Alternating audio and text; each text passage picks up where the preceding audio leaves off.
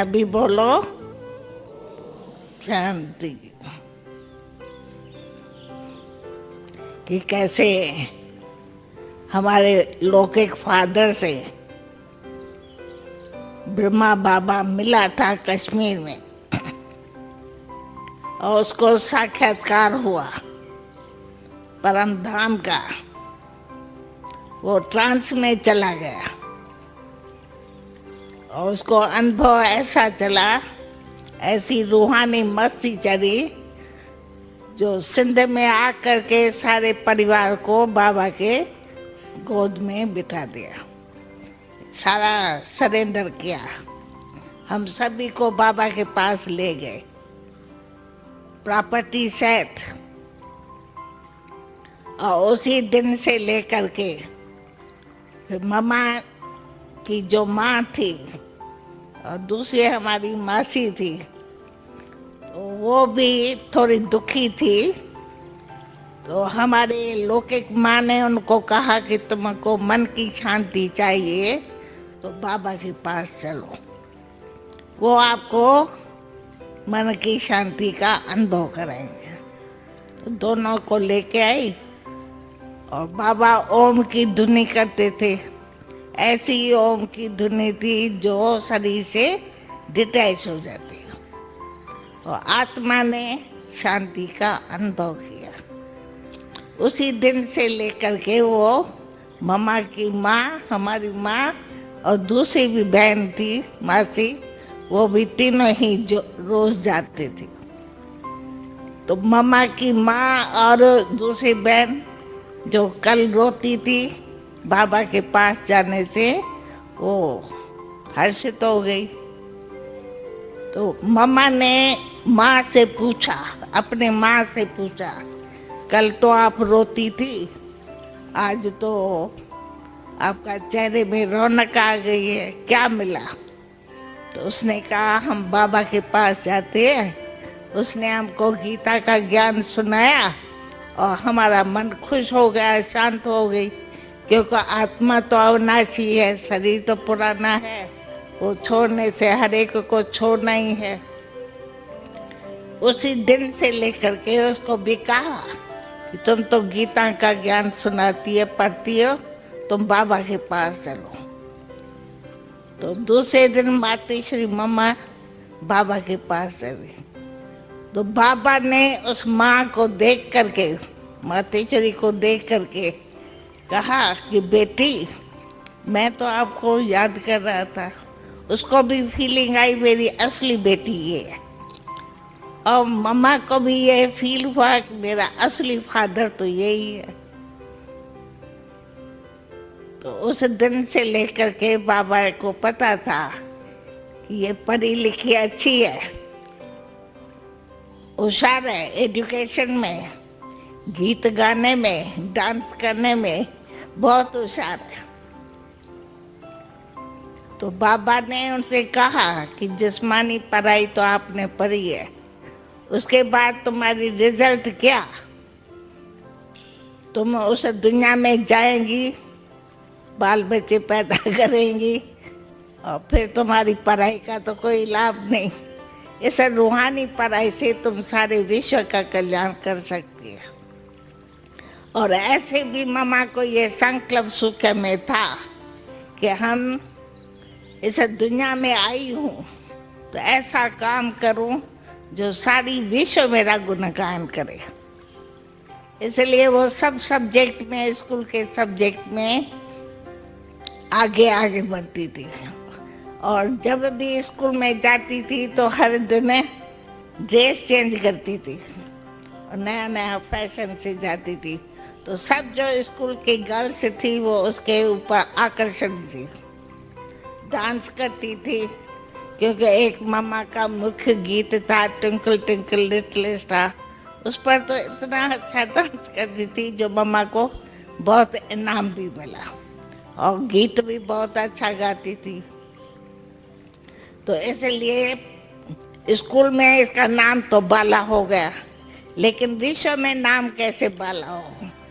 तो बाबा ने इसको कहा था कि अगर तुमको विश्व का कल्याण करना है तो ये रूहानी पढ़ाई पढ़ो, जिसमें हर एक आत्मा को आपके द्वारा सुख और शांति का अनुभव होगा।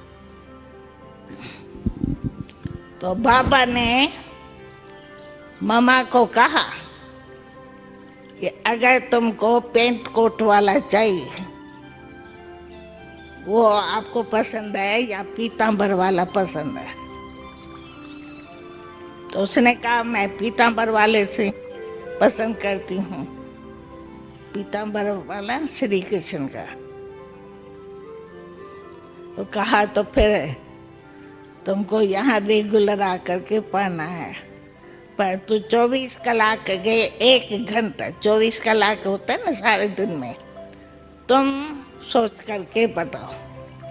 तो मम्मा ने डिसाइड किया कि मुझे लाइफ यहाँ देना है, विश्व का कल्याण करना है। तो उसी दिन से लेकर के वो रोज बाबा के पास जाती थी और बाबा रोज उसको कुछ न कुछ पॉइंट्स ज्ञान की सुनाते थे, जिस पर मनन चिंतन करती थी मम्मा। फिर मम्मा के गीत दिया, बाबा गीत लिखता था और वो आकर के सत्संग में सुनाती थी। और अर्थ सहित, क्योंकि हर एक बात बाबा की जो ज्ञान की है वो अर्थ सहित है, जिसमें आत्मा को भोजन मिलता है, मीनिंग समझ से होते हैं, सिर्फ शब्द नहीं परंतु उसका मतलब। तो दिन प्रतिदिन बाबा ये पॉइंट्स देते रहते थे और मम्मा आकर के सत्संग में सबको सुनाती थी। लिखत में भी बाबा देता था और लिख करके फिर वो पढ़ करके फिर आकर के सुनाती थी। बाबा का अटेंशन सारा मम्मा के ऊपर, और मम्मा सारे ही क्लास में फर्स्ट नंबर। बाबा कश्मीर में गया, सारा सत्संग मम्मा ने संभाला और मम्मा में पावर तो बहुत थी, सब मम्मा की तरफ आकर्षण होते थे। साक्षात्कार भी बहुत हुआ दिव्य दृष्टि से, मम्मा को राधे और फिर लक्ष्मी के रूप में भी देखा, यही दुर्गा है, यही काली है, और बाबा को श्री कृष्ण के रूप में कईयों ने देखा। तो ऐसे ही साक्षात्कार से भी, ज्ञान से भी सारा सत्संग बढ़ते गया। मेल मेंबर कोई नहीं था, हमारा फादर लौकिक पहले मेंबर वो आया था, और इसको देख करके सारे परिवार के परिवार भी आते गए हैं। ऐसे ही भाई और बहनें, माताएं, कन्याएं, बच्चे सब आए। यानी यज्ञ में सबसे पहले जो मेल मेंबर गया वो आपका फादर गया। वो पहले कश्मीर में गया, फिर वहाँ से जब वापस आया तब बाबा के पास आया। तो उसके पहले सब फीमेल्स ही थी बाबा के पास जो भी आई, ऐसे। अच्छा, तो परिवार के परिवार सरेंडर हुए बाबा के पास। ऐसे सत्संग हो गया, बढ़ते गया, ताकि देखो कहाँ तक आके पहुँचा है। यही तो हम बाबा का वंडर। बाबा कहते थे बच्चे ब्राह्मण बहुत बनेंगे, इसलिए बाबा ने भट्ठी बनाई। भट्ठी में हम सब थे, और वही संस्कार जो बाबा हमको देते थे वही संस्कार बच्चों में भी डालते थे, और अपनी जीवन प्रैक्टिकल लाइफ में। यहाँ थ्योरी नहीं, जैसे शास्त्र पढ़ो और फिर विकारों में जाओ, तो विकारी लाइफ नहीं परंतु प्योर। दादी आपको भी साक्षात्कार हुए थे क्या? बहुत साक्षात्कार। आप बताइए अपने साक्षात्कार का अनुभव थोड़ा। बस साक्षात्कार श्री कृष्ण का हुआ। श्री कृष्ण का साक्षात्कार तो ऐसे होता है जैसे टेलीविजन में पिक्चर होती है, परंतु साक्षात तुम नहीं मिला ना। परंतु जब हम बाबा ब्रह्मा के पास गए और देखा जो मैंने साक्षात्कार किया था श्री कृष्ण का, वो तो सामने बैठा है। बस उस दिन से लेकर के हमने ये डिसाइड किया हम तो अपनी जीवन इसी को ही देंगे। आपको क्या पहले घर में साक्षात्कार हुआ बाबा को देखने से पहले? नहीं, हमको किसी ने समझाया तुम कौन हो। उसने ओम की धुनी की और हम ट्रांस में चले गए। तो ट्रांस में चले गए तो साक्षात्कार तो हुआ, लेकिन अंदर तृप्ति नहीं हुई और ढूंढ रही थी। फिर दूसरे दिन जब हमको संडे का दिन था, हमने माँ को कहा हमको ले चलो, तो जो मैंने ट्रांस में देखा वो बाबा को प्रैक्टिकल में श्री कृष्ण के रूप में देखा। उस दिन से लेकर के हम स्कूल में जाते थे, स्कूल से लौट करके फिर बाबा के पास आते थे। बाबा कोई न कोई लेसन हमको देते थे और वो याद करके फिर हम, जैसे होमवर्क होता है ना वैसे होमवर्क बाबा देता था। फिर दूसरे दिन स्कूल से लौटते थे और होमवर्क बाबा पूछता था और हम जवाब देते थे। ऐसे रोज होते, हमको बहुत अच्छा लगता था बाबा के पास जाने से। ऐसा होता था दिल्ली नहीं होती थी घर में वापस होने की। जब हमारा फादर आया, मैंने कहा अभी मैं जिस्मानी पढ़ाई नहीं पढ़ेंगी, हम ये रोज रूहानी पढ़ाई जाएंगे। फिर यज्ञ में आप कैसे, सारा परिवार आ गया? फिर सारा परिवार आ गया। फिर बाबा ने बोर्डिंग बनाई। बोर्डिंग में बाबा ने हम बच्चों को टीचर के बच्चों के संभाल के लिए रखा था। कितने बच्चे थे बोर्डिंग स्कूल में? बोर्डिंग में थे 60-70 थे। 60-70 बच्चे उसमें 5 हम टीचर्स बहने थे। अच्छा। उसकी स्तूल सूक्ष्म परवरिश वगैरह सब करते थे। बच्चे छोटे छोटे थे तो स्नान पानी कराना, कपड़ा पहनाना, धुलाना, सब खिलाना पिलाना, सबको 25-25 सबको मिल गए थे। 5 को 25-25 मिल गए तो कितने हुए? 25 हमको, 25 दादी कुमार का को, 25 बिट्ठू बहन को, 25 दूसरी बहन को, इतने सबको बांट करके दिया। जिसकी सारी परवरिश बच्चों की बाबा ने हम बच्चों को दे दी।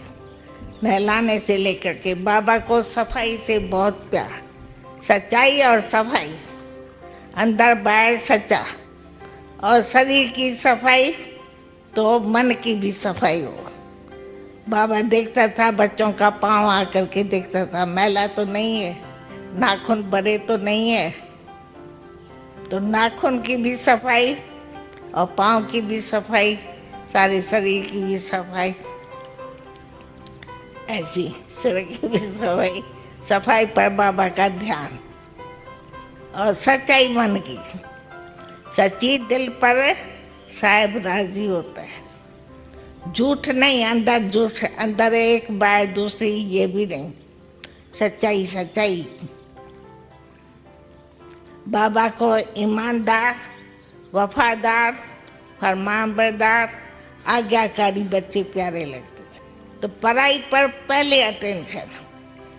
बाबा का इतना डिसिप्लिन था कि टीचर के पहले सब स्टूडेंट्स आकर के बैठे और पीछे टीचर आवे। ऐसे नहीं टीचर बैठा और स्टूडेंट्स आते रहे, बाबा को पसंद नहीं होता था। और ध्यान से बैठ करके सुने, ऐसे नहीं सुने और दूसरा निकालते रहे, बुद्धि भटकते रहे। अच्छी तरह से बाबा को सुस्ती पसंद नहीं है, आलस नहीं। कोई ऐसे ऐसे देखता था वो भी पसंद नहीं होते थे। तो बाबा का सब ध्यान जाता था कि कौन नींद करता है, आलस तो नहीं आता है, सुस्ती तो नहीं आती। आपकी क्या ड्यूटी थी यज्ञ में, आप क्या करते थे? मेरी ड्यूटी थी कैशर की और कैशियर। ऑफिस संभालना।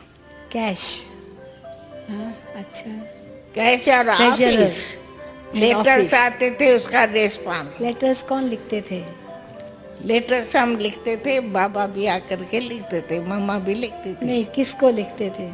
जो सेंटर्स पर बहने रहती थी। नहीं, वो तो बाद में ना, यज्ञ के अंदर। जब यज्ञ में थे 14 साल, तब क्या करते थे आप?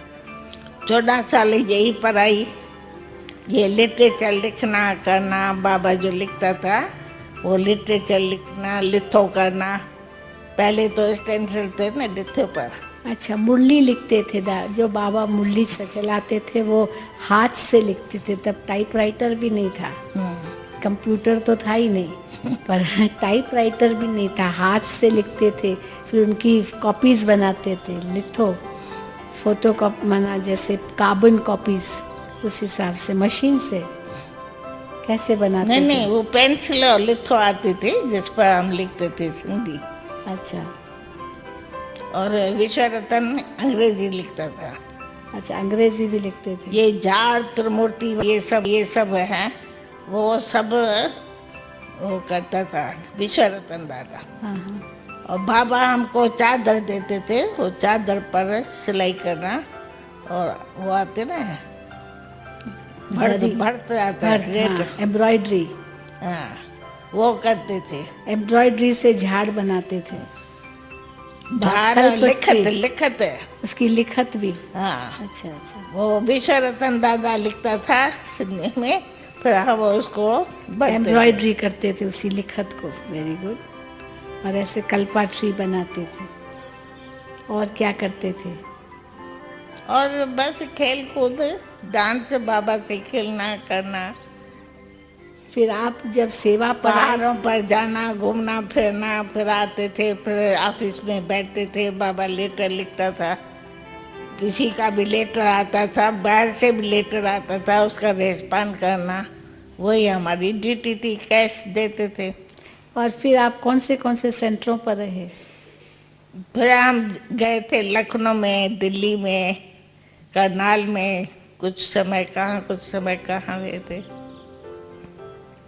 मोस्टली तो लखनऊ में रहे। लौकिक परिवार में कौन कौन थे?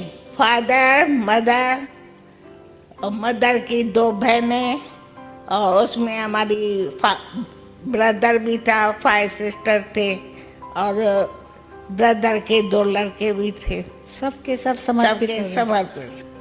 मम्मा को ड्रामा बहुत याद आता था। जो कुछ होता है ड्रामा प्लान अनुसार, बनी बनाई बन रही, अब कुछ बननी ना है। मम्मा को याद है कि मेरा पार्ट इसमें है, और मेरे को सारे विश्व का कल्याण करना है, ये लक्ष्य रखा। तब तो विश्व की महारानी बनी। विश्व का कल्याण कैसे करे? पहले तो मुख से यानी बोले, वो भी थोड़े, पर तो मनसा मम्मा ने बहुत सेवा की। मनसा से सारे वर्ल्ड का चक्कर लगाती थी। सवेरे सवेरे उठ करके 2:30 बजे सारी दुनिया की आत्माओं को इमर्ज करके सकाश देती थी। बाबा से सकाश लेना और दुनिया को सकाश देना। इसमें मामा का साक्षात्कार कईयों को हुआ, बाबा का साक्षात्कार कईयों को घर बैठे हुआ, तो खींच खींच करके यज्ञ में आने लगी। This question is on behalf of all parents and teachers, Laukik and even Alaukik. I will ask in Hindi. Translation will. बाबा, दादी, बाबा और आप सब इतने छोटे छोटे बच्चों के साथ रहते थे, तो रोज़ तो बच्चे छोटे मोटे गफलत करते ही होंगे। तो जब बाबा जान जाते थे कि इस बच्चा ने एक गफलत किया, तो जब बच्चा बाबा के सामने आते थे, बाबा के दृष्टि, बाबा के एटीट्यूड उस बच्चे के प्रति कैसा होता था? और क्या बाबा कुछ मीठा पनिशमेंट देता था यज्ञ में? कभी बाबा गुस्सा नहीं करता था, कभी बाबा ये नहीं करता, पनिश नहीं, मना नहीं। तो स्नेह से सुधारो, प्यार से सुधारो। तो बच्चे अगर चंचल होते थे तो क्या करता? चंचल होते कभी नहीं है, चंचल होगा। चंचल नहीं थे बच्चे, सब बच्चे चंचल ही नहीं थे। अच्छा दादी, ये मैं पूछना चाहती हूँ, आपका निश्चय अटूट है, अटल है, लेकिन फिर भी जब यज्ञ में बैगरी पाठ शुरू हुआ, क्या उस समय आपका संकल्प डवाडोल नहीं हुआ? नहीं, बिल्कुल नहीं। बाबा साथ था ना, बाबा मम्मा साथ थे। अपना दृढ़ निश्चय है तो ये परीक्षा आई है, क्योंकि उसी समय हम कैसे थे। बाबा एक दिन आया, क्योंकि कहाँ से आना तो होता ही नहीं था। जो सरेंडर हुए थे ना भाई बहने, उनके ही सरेंडर से हमारे सब बच्चों की पालना हुई। तो एक दिन बाबा ने मेरे से पूछा कि भंडारी में कितना है? मैंने कहा भंडारी में 4 आना है। बेगरी पाठ जब था, बेगरी पाठ था, और खाने वाले 385। अब बताओ 4 आना से सब्जी आएगी? चाहे आएंगी 25 पैसा, 1 रुपए का 1/4 ओनली भंडारी में। तो अभी बाबा बताओ क्या करे, आपके घर में चारा ना होए आप कैसे चलेंगे? खाने वाले समझो 8 है, चारा आने से क्या होगा? बाबा की तो कमाल थी। बाबा ब्रह्मा निश्व ने था, वो बैठा है जिसका यज्ञ है वही जाने। हुंडी सा खाने वाला तो वही है। तो बाबा तो शिव बाबा तो जानता है, किसी को भी टच करके भेज सकता है। बाबा कहते थे वेट करो, डाक आने वाले हैं, आप देख लें। सचमुच डाक में किसी का मनी ऑर्डर आ जाता था और उसमें आते थे तो उससे चलता था। किसी को टच करके आते थे तो वो भी थैली लेके आते थे तो चलता रहा। ये भी एक बाबा की क्या से क्या हो गया। बेगर तो प्रिंस, प्रिंस से बेगर। पहले प्रिंस थे, फिर बेगर बने, फिर बेगर तो प्रिंस हो गए। अभी तो देखो बाबा के कितने बच्चे। बाबा से क्वेश्चन कोई करता है, कहते मेरे इतने सब बच्चे अपने घर को नहीं चलाएंगे। शांति वन का दादी आप कैसे इतना सारा यज्ञ चलाते हैं? वो बाबा बैठा है चला रहे हैं, मैं थोड़ी चलाती हूँ। फिर भी early days and later part. बाबा ने कैसे प्रैक्टिस कराई जो सोल कॉन्शियसनेस नेचुरल रूप हो जाए? क्या कराते थे बाबा? बाबा और मम्मा जैसे ये बैठे हैं ना, शीलू और मैं, वैसे मम्मा और बाबा बैठा रहता था, हम सब बैठे थे। बाबा दृष्टि देता था। ऐसी दृष्टि आप लो तो जैसे चंपक होता है ना, सुइयां खींच जाती है, वैसे ही हम सब मन ही नहीं उठता था तो बाबा को छोड़ करके कहाँ जाए। फिर बाबा ढीला छोड़ता था अपने को, हल्का कर दिया, क्योंकि उस समय शिव बाबा प्रवेश था। वो थोड़ा और दादी अनुभव सुनाओ, कैसे शिव बाबा प्रवेश होता था उस समय, क्या अनुभव होता था, प्रवेश किस प्रकार होता था? शिव बाबा जब ब्रह्मा तन में प्रवेश होता था, ऐसा होता था बस बाबा को छोड़े नहीं, बाबा दृष्टि देता था, पकड़ रखा था। तो शिव बाबा चला जाता था तो बाबा जैसे हम आप है वैसे ही चलता था। वो पता चलता था कि शिव बाबा आया है, खींच रहा है। कैसे पता चलता था? नैनों से। तभी तो कहते तेरे नैनों ने चोरी किया मेरा छोटा सा जिया आत्मा को। तो बाबा के नैन जो थे ना, उससे ही पता चलता है, रूहानी नैन। तो हम बाबा कहते थे तुम बच्चों को भी आह्वान करके शिव बाबा को अपने यहाँ बिठाना चाहिए। अब बाबा चुपके से आके ब्रह्मा बाबा के आगे यहाँ बैठता था। फिर बाबा चला जाता था तो बाबा तो साधारण हमारे माफिक रहते थे, खेलते थे, कूदते थे। फिर भी बाबा स्मृति दिलाते थे, तुम किसके साथ खेल रही हो, किसके साथ खेल रही हो, क्योंकि खुद स्मृति में रहता है तो औरों को भी स्मृति दिलाते। तो स्मृति में रहो और स्मृति दिलाओ। जी कहते ब्रह्मा बाबा ने जब शरीर छोड़ा उस समय आपके मन में क्या संकल्प आए? आपको आपकी स्थिति कैसे थी? ड्रामा याद था ना? ड्रामा याद था।